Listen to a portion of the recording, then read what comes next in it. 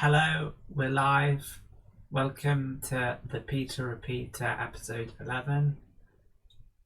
I'm not entirely sure what I'm going to talk about, but then this is the case for every new podcast. And hopefully, as time goes on, I'll get better at it. So, I'm just going to first of all look at some news on my device here, and hopefully, I can give you my thoughts. And yesterday I did an evening podcast that lasted an hour and a half. A lot of that was talking to my brother. But hopefully I can give you a daily update, and hopefully I can keep on talking for a while. That's the aim. You don't hear it in many podcasts about how people are going to keep on talking, but I'm learning and everything. So let's get the live chat open first, and just in case. So just right here. Hello. Please post any questions here. Okay, hello. Please post any questions here. That's all good. So the live chat is up and running. We can see that it's working. That's good. We'll just look at the daily coronavirus news. I'm not sure how long I'll be here, but I've got my cup of tea. Got the sound a little bit louder than it has been in the past. So things are slowly improving. Cup of tea is a little bit too hot. So let's go on home. There's a few big headlines. Main headline: virus batters US economy as Europe deaths soar, which isn't a good thing. So I heard that Gordon Brown wanted to create a temporary global government to help control the issue, like they say. So because it's an economical global crisis, and it's also a health crisis, and the idea of self-isolation and staying indoors is problematic for the economy because people aren't going out and work. And when everything is at standstill, then we're in quite a predicament. So in this country, we're currently in the UK in a 3-week lockdown. But apparently, according to the radio, not everyone is following the rules. So hopefully people will follow the rules. Okay, let's just look at the main headlines here. Some 3.3 million Americans filed jobless claims last week, more than 4 times the previous record. So that's quite a lot of people wanting to claim unemployment and support themselves when they don't have a job.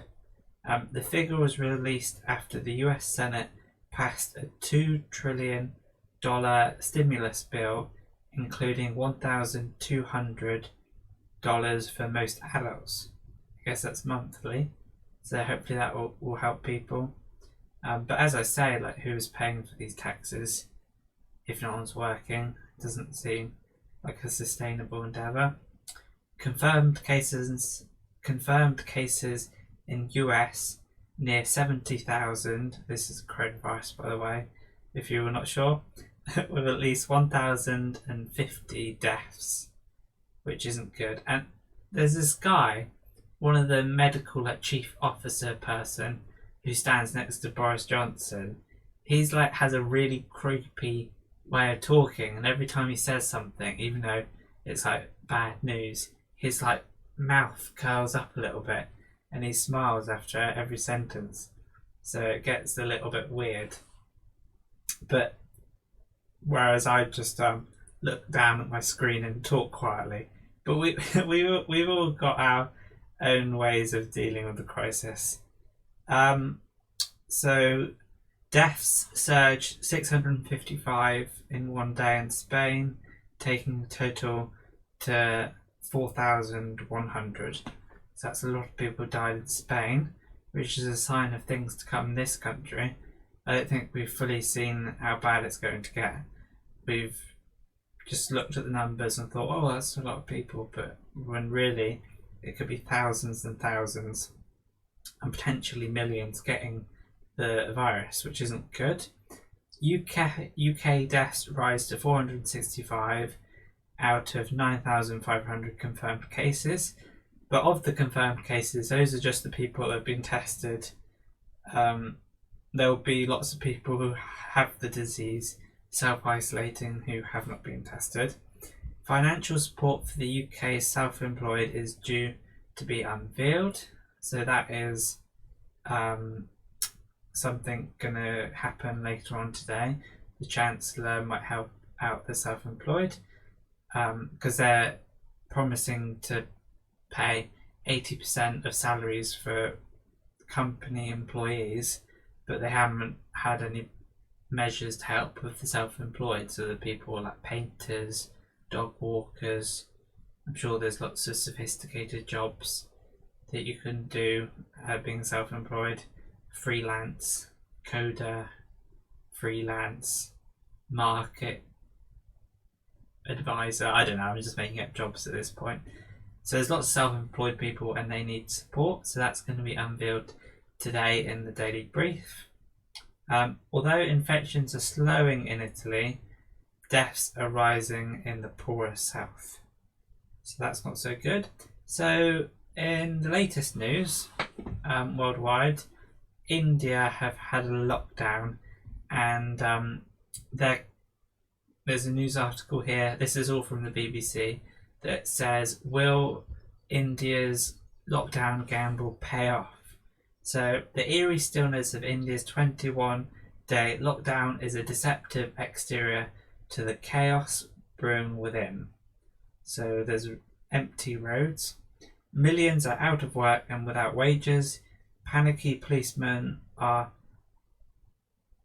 using force to seal state borders and keep the streets empty, and essential supply trucks are stuck and home delivery stalled, resulting in shortages and inflation. So that's more of a test of potential problems. I think this coronavirus, when it hits the less developed countries, they're going to be hit the worst, because we can more or less keep the country going and people can get food and stuff. But I saw riots on the news in Colombia of people protesting that they didn't have food. So this whole idea of essential supply trucks are stuck, home delivery stalled, means that people are going to go hungry. So this whole catastrophe with coronavirus might go deeper than just the virus itself. It might also affect everyone's quality of life and ability to feed themselves. So, despite the huge social and economic cost, India had no choice.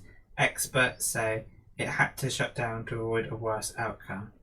But will history's biggest lockdown work? Well, it just may, because this chronically underfunded and leaky state can surprise skeptics. India, which largely fails to deliver quality public health and education to its people, excels in mission mode with deadline-driven specific targets, be it eradicating polio or regularly holding trouble-free votes involving hundreds of millions of people. So that's good.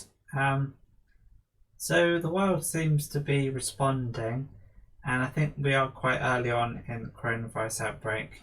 We haven't seen the worst numbers in terms of infections and people dying, and that's to come, but I feel like the whole economic impact will last a long time, and we might struggle to keep up our comfortable lifestyles. Like already non-essential items aren't being delivered off Amazon if you buy them now. Historic surge in US unemployment benefits. More than 3 million filed claims as coronavirus hits. So there's a graph here which sort of trickles along, and then there's a straight line up, which looks ridiculous. I'm not sure if you can really draw a graph like that, but they have. Lots of people unemployed, claiming unemployment benefits. Our BBC Dad's work-life balance gets even tougher. Remember the professor whose kids gate-crashed a BBC interview while he was speaking live on air, with like the kids coming in when he was on the news? Well, Robert Kelly's returned to talk to us about the travails of working from home, as families across the world are having to spend more time at home during the coronavirus. Prof. Kelly and his wife, Jung Kim, discuss what family life with children Marianne and James is like under the lockdown in South Korea. So that's interesting. There's a video that I'm not going to watch, but I read the description of, so that's pretty useless. So US unemployment worse than expected. Tokyo at critical stage. They want to avoid an explosion of new infections, which has happened in places like London and New York. Apparently there's going to be an 8 o'clock time. People in this country are going to be in their gardens and balconies applauding the healthcare workers. So I wonder if I'll hear any applause in my local street. That would be interesting to say thank you to the NHS. I feel like really people are just copying the other countries with the, saxophone on the Italian balcony and, music in the streets and stuff. And we want to have our own little bit of social media with clapping. I just think it's a little bit pat on the back for clapping and feeling good about yourself. So 750,000 people have volunteered for the NHS to help with the vulnerable people that are self-isolating. So that's really quite good. Trump's approval ratings are intact. It's good for him. Well, interestingly, it says 49% of Americans approve of his job that he does, of the job that he does, and 45% disapprove. So that's really quite,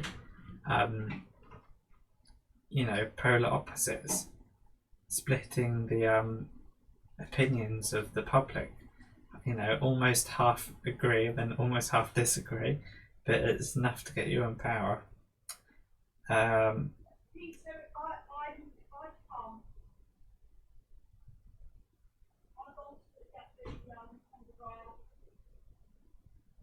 Yeah, so Scottish orders for protective gear got clogged up.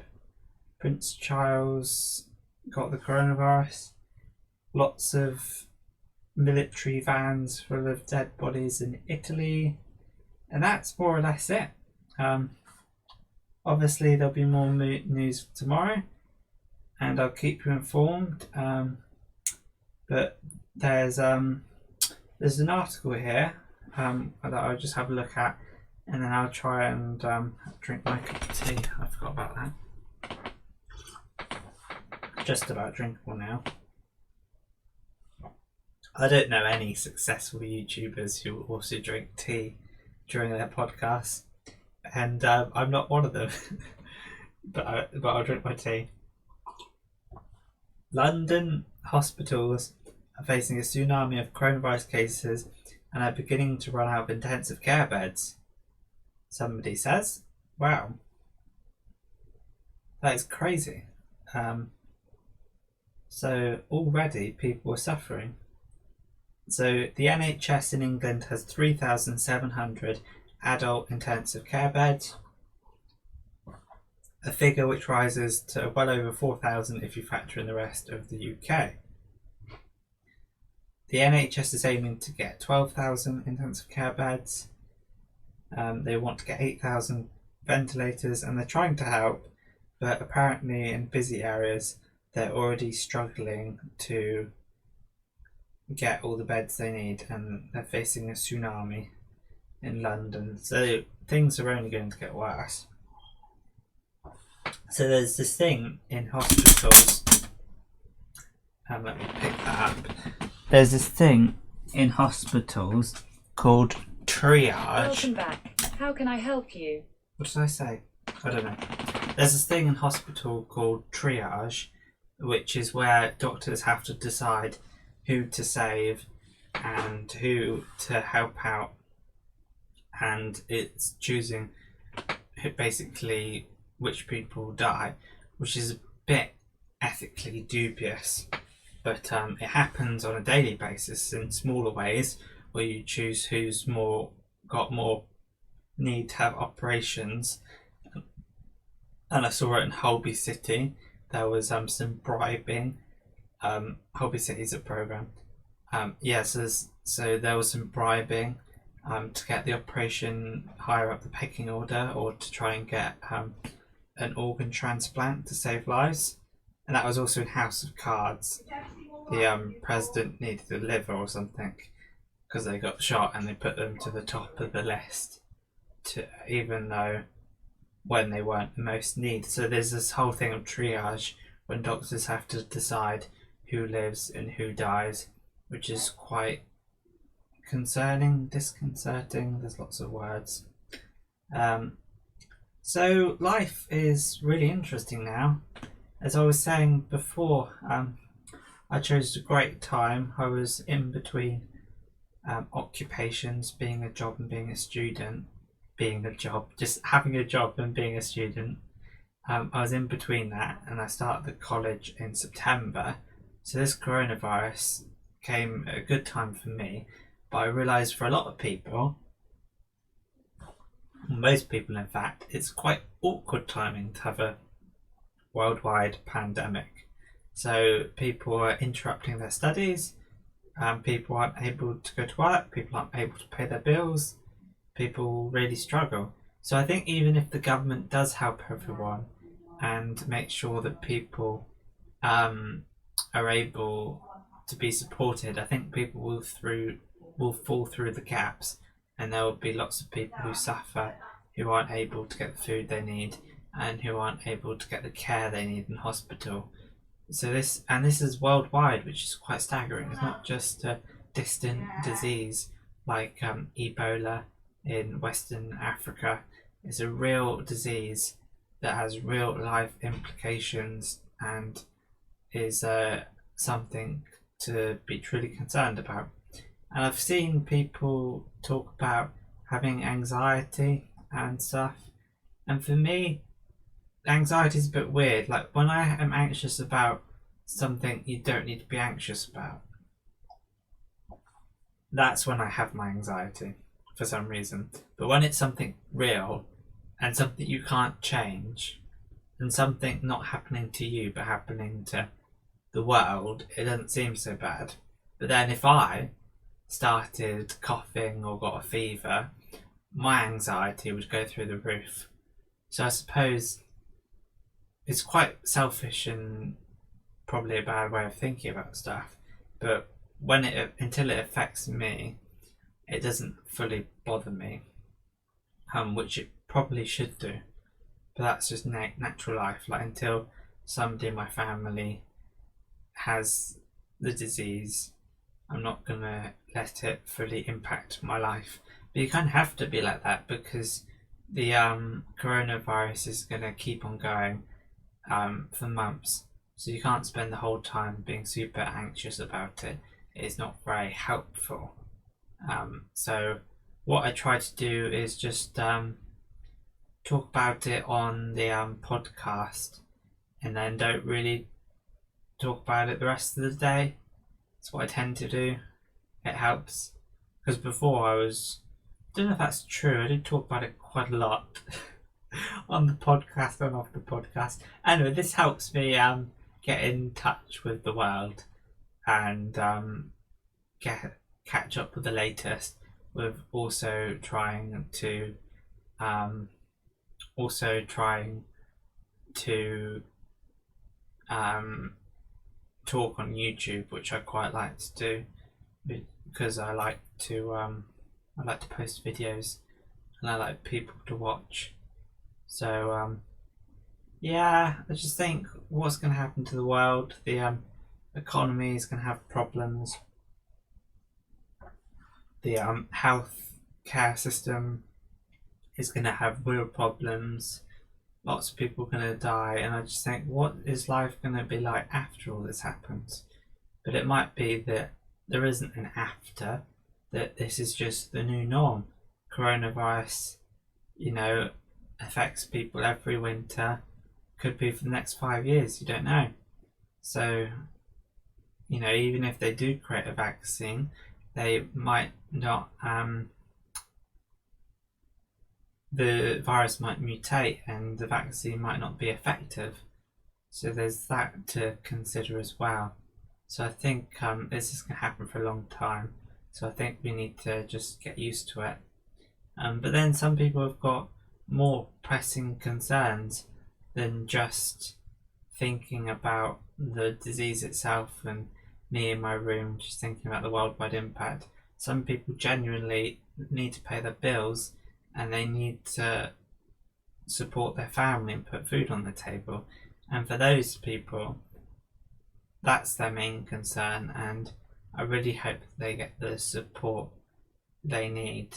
But it's difficult because you could support everyone, but it might not be able to be supported indefinitely because you need a good economy to support people. And the reason why the government is able to support so much now is because we've got a proven track record of being good and paying our bills and helping everyone and supporting everyone. And the government has money that they can borrow, and they have the financial ability to help everyone, even if they have to take out a loan for $2 trillion. I don't get all of that because the money system in the world is so complicated. Every country seems to be in debt, and it's like, who are they in debt to? Like, probably people with lots of money. So it's a crazy business. So yeah, it's interesting what Gordon Brown said about having a global economy and whether that is would help. We have like the United Nations, but to have a global economy, I think having a sense of independence with the different countries is quite a good thing because you feel like a sense of community and a sense of belonging. And if you're dissociated with the power of the world and you hardly have any influence, even less than you do now, then you can just feel dissociated and disconnected from the power of the world. You don't want to be too far away from the top of the hierarchy because then you can feel lost and quite useless. So if there was a global government, then I think it'd be difficult. Which is why I had a friend who talking to me about, well, you could have a decentralized government where you don't have one person with all the power. You have everyone with the power, and all the decisions and all the ideas and how the society is driven and who has control. Everyone has control. So that is this idea that I'm just talking about the global economy, and like that might be a bit bad having somebody in power over the whole world, and most people are completely disconnected to the decision making, even worse than it is now. So instead of a country of 60 million, when your vote is only one in so much, you'd be in a world of 7 billion people of the world government.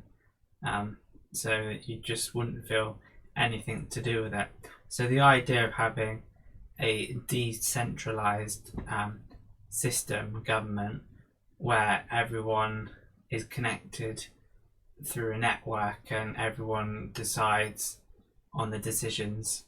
And my friend, very astute person, had a real good idea about that and had a way of doing it, having a decentralized. He extrapolates that idea from just a decentralized network.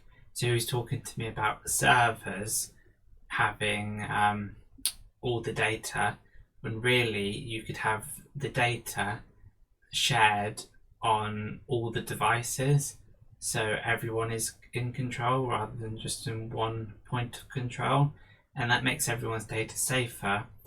And in that same way, you could have the decision making distributed across the whole world, and the decision making would be secured and everything, and everyone would make the decisions rather than just one person.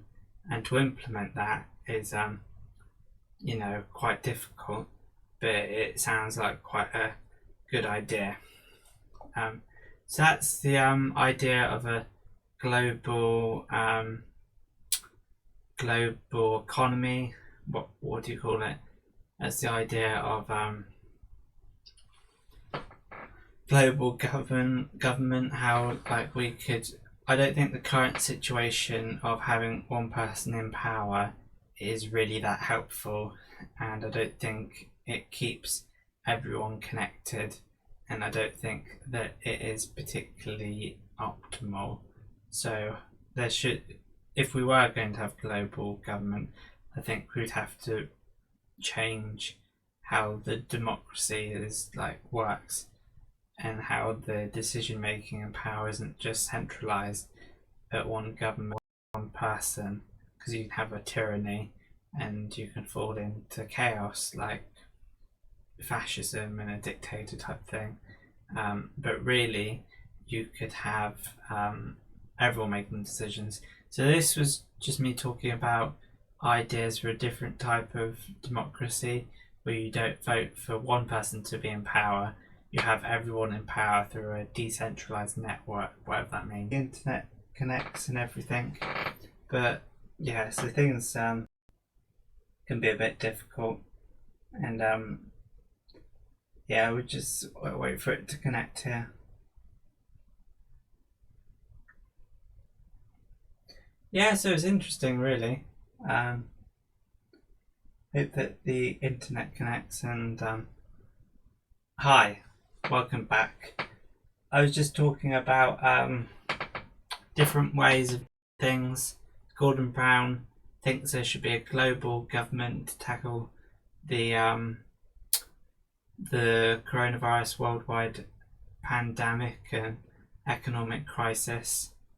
It's both a health emergency and economic emergency, because when people are self-isolating and stuck at home, that ruins the economy.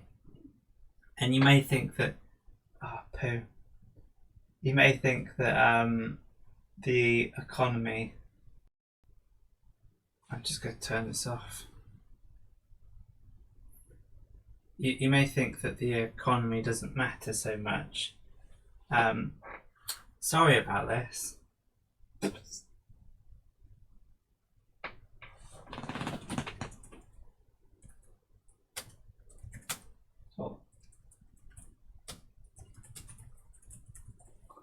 Okay, yeah, so things are good all in all, and I hope I was just talking about Gordon Brown's people staying at home ruins the economy, and you may think that the economy isn't important and stuff, but I think it really is quite important, and I hope I need a good system.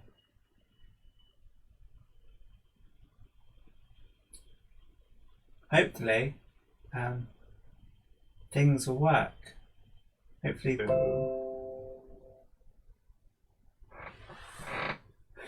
This is not a good podcast to listen to, because I've been talking this whole time, and the whole idea of this has completely gone backwards. I wonder if this is things going wrong. Hello, I'm back. I was talking about something really interesting, and people joined me and stuff. But never mind. Anyway, so yeah, it's just this whole catastrophe will affect more than just the people getting the disease. It will also affect the economy, and it will also, as we've seen in like less developed countries, like places in India and everything, it affects people having food, people having the healthcare they need, the country running, and I think it really affects everything. Even though things are slowed down by my phone, I'm just gonna, hopefully this thing will just keep on working. So yeah, we've the internet went down a little bit. I hope that wasn't a testament to everyone watching Netflix and the whole world going into lockdown and everyone streaming at the same time. But that's okay, more or less. I just hope we can get through it all and we can keep streaming. I had about 5 minutes there of it not working, but what can I do? It's out of my control. I can't make the internet work. I hope that the internet continues to work. So London hospitals are facing tsunami of cases. We've already looked at that. Things are just starting to get bad. I'm not sure how effective this lockdown will be, and I don't know how many lives it can save. Probably quite a lot, but there's talk on the radio of people not following guidelines and like NHS staff saying pleading to please stay at home, and I'm like, oh, I usually stay at home anyway, and that's how I usually do things. So that's just the norm for me. So I'm saving the NHS by staying at home and helping everyone. So I wonder what will happen with the world and whether things will continue to run, because we've lived for so long in quite a comfortable lifestyle with everyone getting the food they need from shops and getting everything quite nicely, and I just hope that people can continue to get the things they need, get the food they need and everything, and hopefully everything can more or less go quite well. Am I prepared? No, I don't think I am prepared. I don't think you can ever be fully prepared. I've got a couple of things that I've prepared for,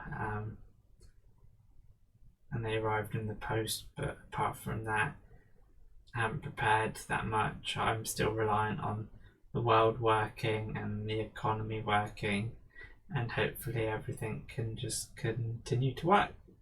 Yeah, so it's interesting. The internet is I really like the internet. Hopefully that can continue to work.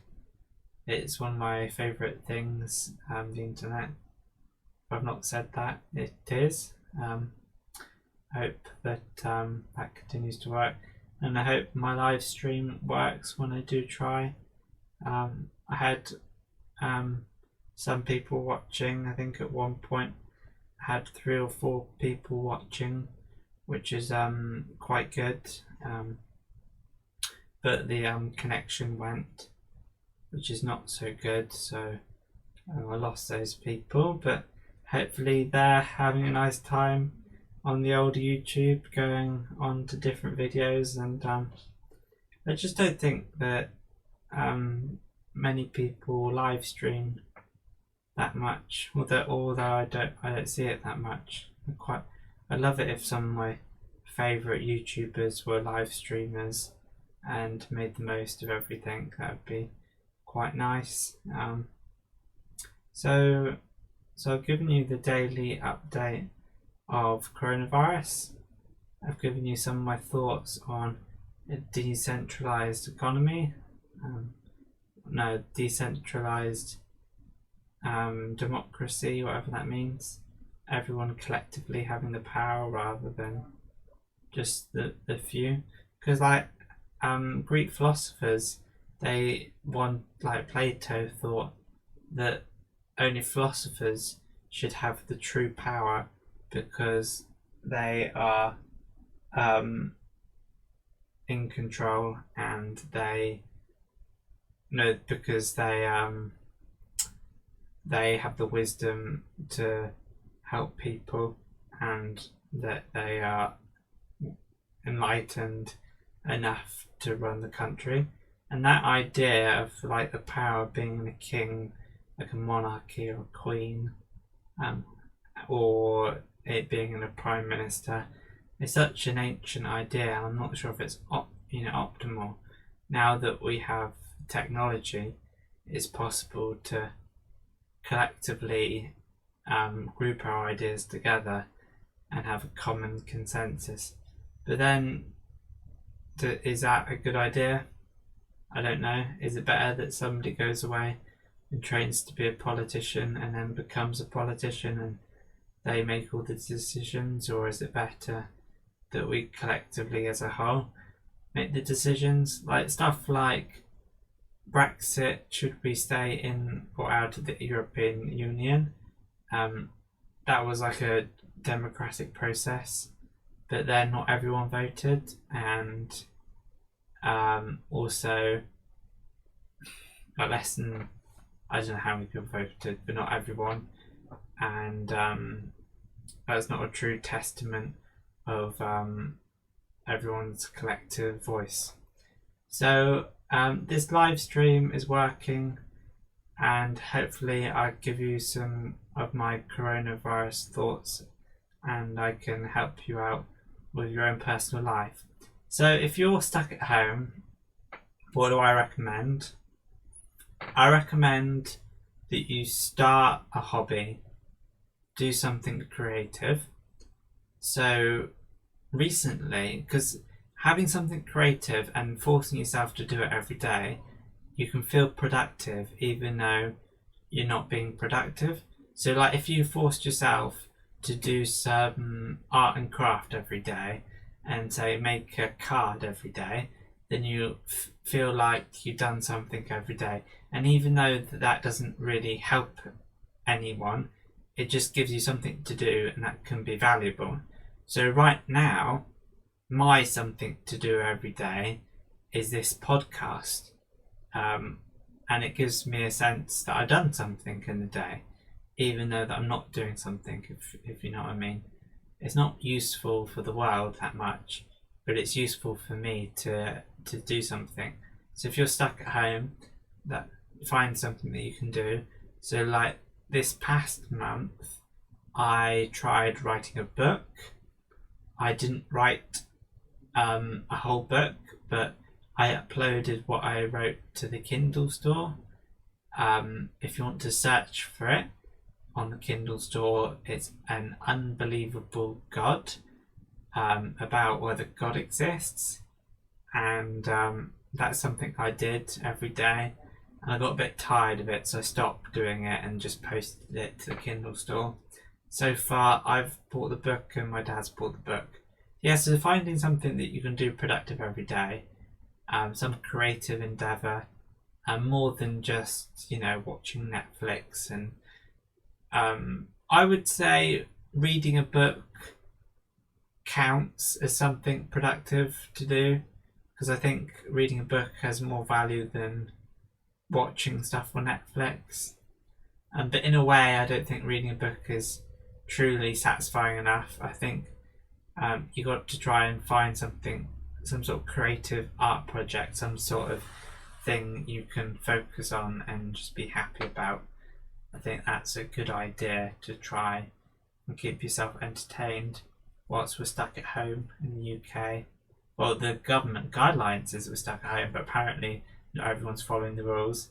It's such a weird world we live in that you go on the streets and if there's more than two people, you gasp and think they shouldn't be doing that. And that's just like that was a good thing before, having a group of friends. Now it's a bad thing. This whole coronavirus is really changing the way we live our lives.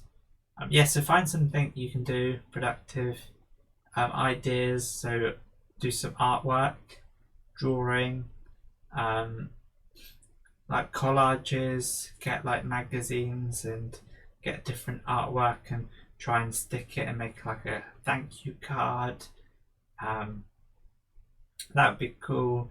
You could start a podcast like I am. This is my productive thing that I'm doing that's not productive and not helping anyone. You could say learn the Rubik's Cube, write a book, write a diary, make some music. I'm just thinking of productive things you can do. You could even try, as well as having something productive you can do to make yourself feel like you're doing stuff. This is me talking about, writing books and having podcasts when like the key workers are on the front line, like blood, sweat and tears, working 12 hours a day, struggling to buy food. And I'm talking about, you could do a podcast. But this is my point of view during this pandemic.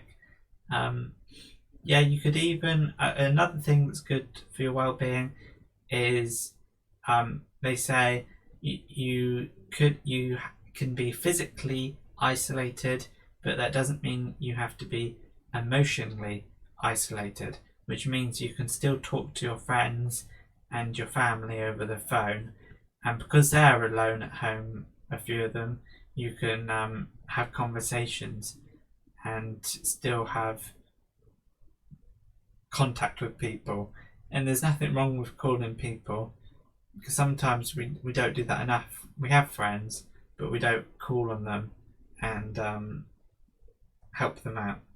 So I've got a Bread Boy Banana comment here saying Google the Venus Project. I suppose I have to now that I've read that.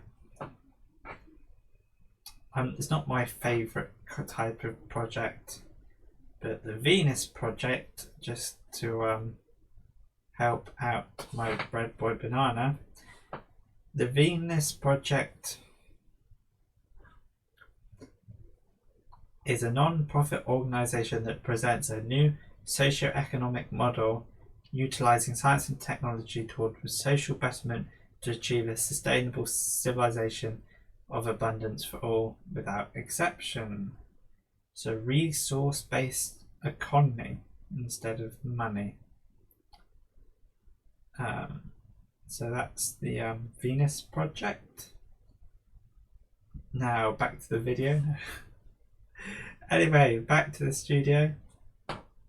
I should have callers that come into my podcast and I can talk to on the phone. That'd be pretty cool. Here we have I don't know, David from Edinburgh, and he's going to talk to us about the local. I don't know, I could have callers on here. That technological ability is beyond me, to have callers and have them in a window. I could possibly do it if I was clever. I could probably do it quite easily. Have somebody on the Skype who talk about stuff. But till then, I am going to talk about. This is where you get struggling into what we're going to talk about.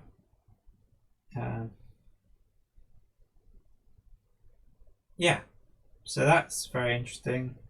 Resource-based economy, where you exchange goods and you're not focusing on money. But I still think if you get rid of the resources, if you get rid of the money, you still have like resources, you still do trading. But this whole idea of an interesting thought that Joe Rogan had is that there's people who spend a living moving around money. They're just like investing in the stock market and shorting stocks and all of this stuff, and all they're doing is just moving around money, and then they get a load of money, and their job is just moving around money, and it's like, what are you contributing to society? You're just making the most of this capitalism and this economy to make a living, but you're not really contributing to anything. Because I get it with the key workers and the NHS, fire departments, police, and all the important part and transport sector and everything. And I get it that those people need to work, and then maybe that's 10-20% of the people. But what is everyone else doing? It's just crazy. Everyone else is just going to work and helping people out. Maybe. It's crazy. What are we all doing? Some people working for Amazon so they can get their next day delivery, and then there's some people working in their, tanning salon to make sure people get their tan, and there's others people working so they can save up, so they can go to the cinema, and there's people working in the cinema saving up so they can, and it's just like, this is funding this, which is funding this, which is funding this, and it's a big web of support in our economy of each other, when really is like a circular support system that doesn't have a direct need for human life. So I hopefully during some world changes like this, we can really rethink what jobs are important, and you don't just have people stuck in their office having to work 9 to 5, moving around a mouse and keyboard when they just want to be outside. That rhymed. But yeah, my favourite YouTuber, Marques Brownlee. I've got his merchandise here. That little logo right there, the merchandise. MKBHD, Marques Brownlee. He's got a new video, so I'll be watching that. I think this podcast has gone quite well, and I hope that I can maybe get some people on board and get this podcast growing a little bit. I'd quite like to talk every day. That'd be quite nice and be good for my peace of mind, and hopefully the internet can continue to work, because if the internet stops working, I'll be reading books. Yeah, it's all I can do at this point, just reading books and stuff like that. Anyway, I'm pretty happy about that. I've been talking for some time. I think I'll leave it there, and podcast hopefully another time, maybe tomorrow at this point. Thank you for watching. I gave you my daily update of the coronavirus. I can't make promises if I do this every day, but I do it when I can. And thank you for tuning in, and I hope to see you in the near future. Bye for now.